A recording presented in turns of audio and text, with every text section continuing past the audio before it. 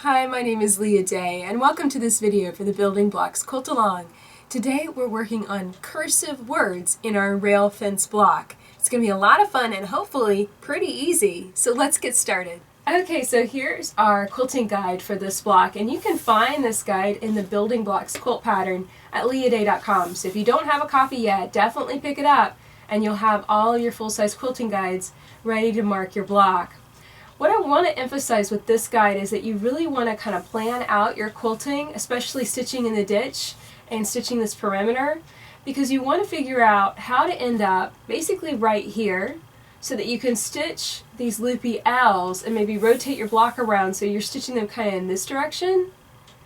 And it really, honestly, it doesn't matter what you do with the Loopy Elves. What does matter is that this word in cursive, love, in cursive, is being stitched from left to right, because this is the way we write in cursive. This is what's going to feel the most natural for you.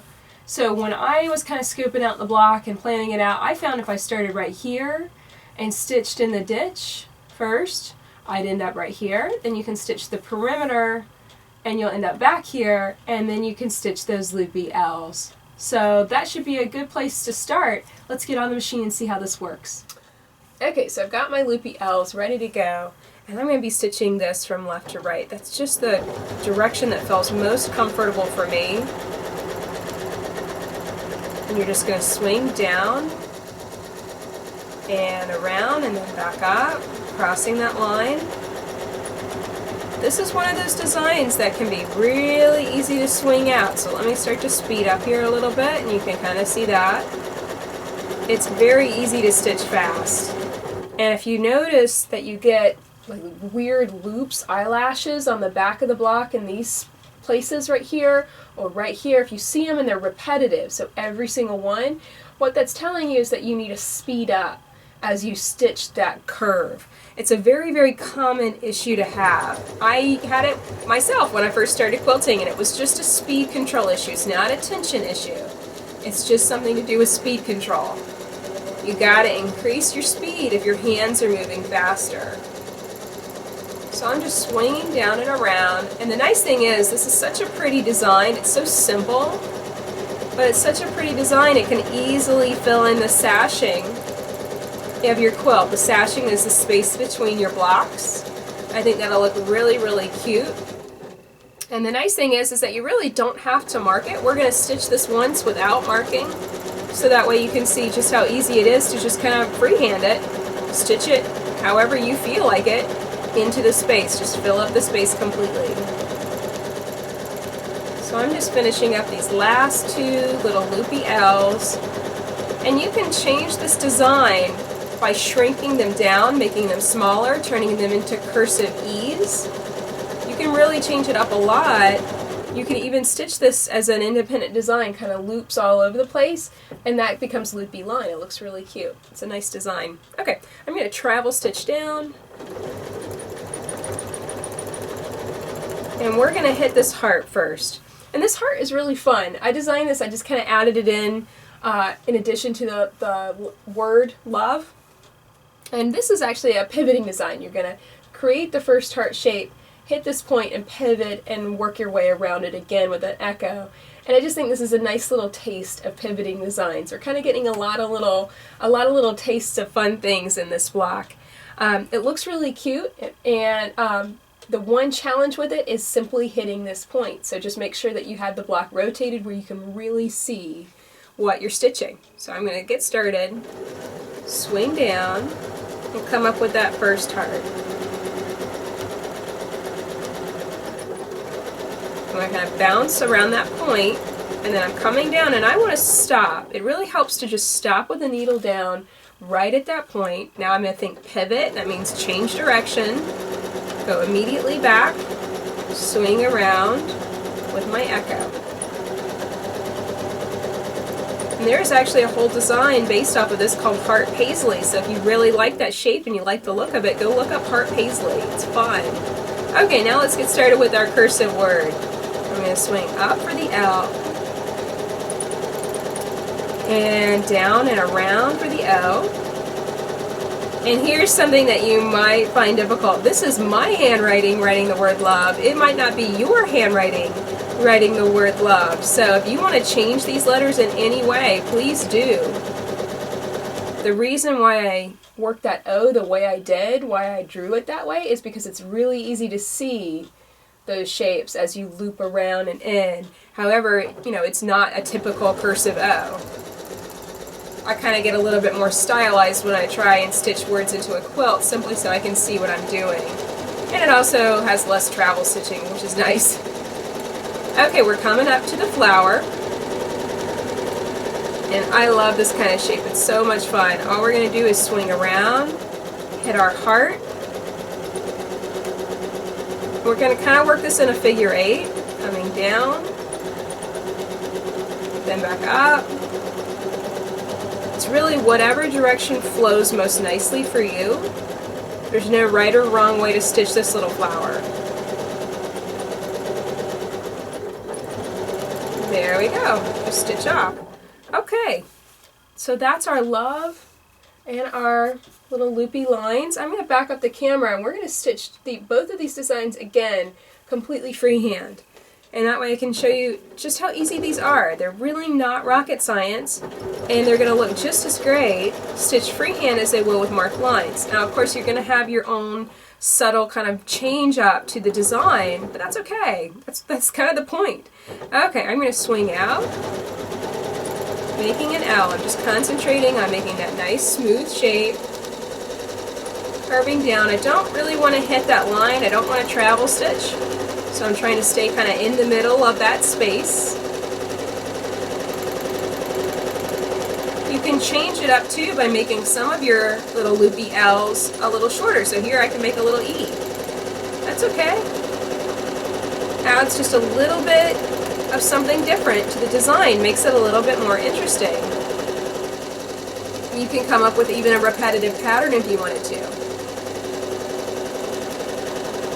You can hear how fast I'm running the machine, and I'm running at a fairly steady speed because I'm not really increasing or decreasing the speed of my hands as I stitch these L's. This hand though was getting kind of far out, so I'm going to bring it in a little closer and get a little bit more control over the block.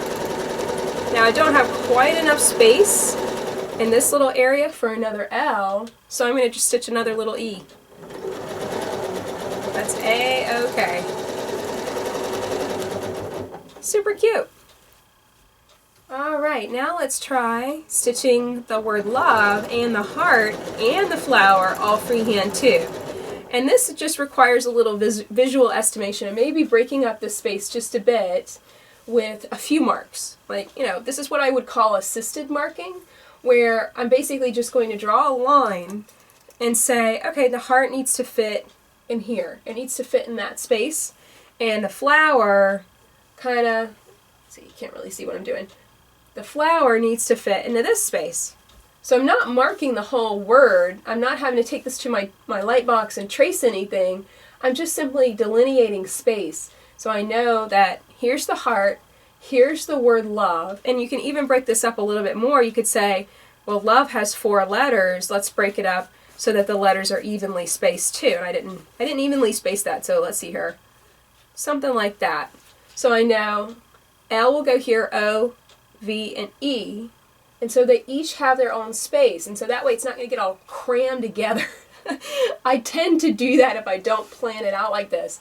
And I call this assisted marking, where it's just, I'm not marking the whole design, I'm not marking every single thing, but I am giving myself a little idea of where things should lay out. It's very useful to do this. Okay, so I'm going to zoom in again, and we're going to try and stay within these marks as we stitch these designs. Okay, so first the heart.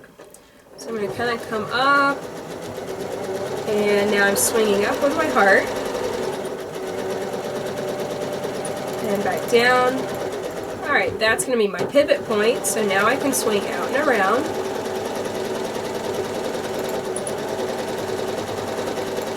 Very nice. You don't hit those lines, don't obsess about it, it's not that big of a deal. Okay, now for my love.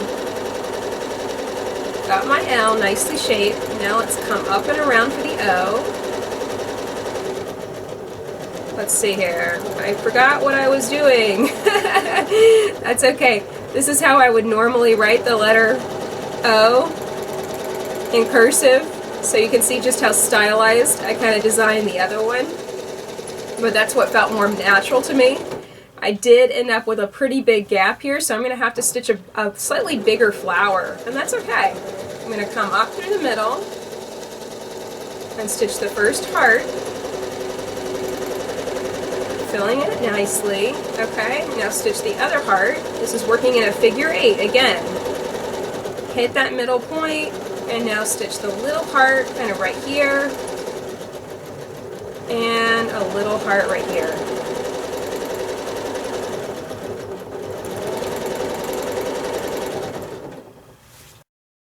So that's it for our cursive words in this rail fence block. As you can see, you can kind of plan things out, but it's not going to look perfect. It's not going to look like the quilting guide. You're going to have your own, signature, for lack of a better word, your own signature to the word love and to the hearts and to the flower. My flower ended up looking quite different than the one that I had designed for the block, and of course I ended up stitching the letter O the way I would normally write it on paper. So there's a big difference between having something that you pre-designed, and I start to get kind of flowery a little bit with my designs, really making them more intricate than they probably need to be, just simply because I want it to look pretty on my quilt. When I actually go and stitch it freehand, I usually end up simplifying it and kind of breaking it down more to what I would just write it on a piece of paper. So if that makes sense, it's really very simple. The difference between freehand and marking quilting is just simply that you're going to have your own subtle bent to it. It's going to look different. Now, does that mean imperfect? No, I don't think so. I think it makes it more personal. And I think certainly a quilt that you have made maybe for a child or a grandchild, and you write words like I love you in the sashing, that is a powerful message, and that would be an heirloom definitely passed down for years and years, especially if you write it in your own hand and it's not just traced from some stencil. I think that that's much more powerful, even in its imperfect state, than anything that you could mark and stitch. So that's just my opinion. I hope that this has inspired you. These designs, everything we've used in this rail fence block is perfect for sashing. It's kind of how I designed it, with the idea that you could take these designs, and sashing is typically 2 inches wide. You could take these designs and stick them right in the sashing of any quilt you're working on right now, and boom, you've got a cool design, fill in the space, and add that little extra personal touch to your quilt. You can put messages around the border of your quilt. You can put all kinds of interesting things in the sashing. All you have to do is stop and think about it a little bit, figure out what you want, and then go do it. Don't be afraid of it. It's going to be perfectly, perfectly fine. So my name is Leah Day, and this has been a video for the Building Blocks Quilt Along. Pick up your copy of the Building Blocks Quilt Pattern at leahday.com and join us as we learn how to piece and free motion quilt together. Until next time, let's go quilt.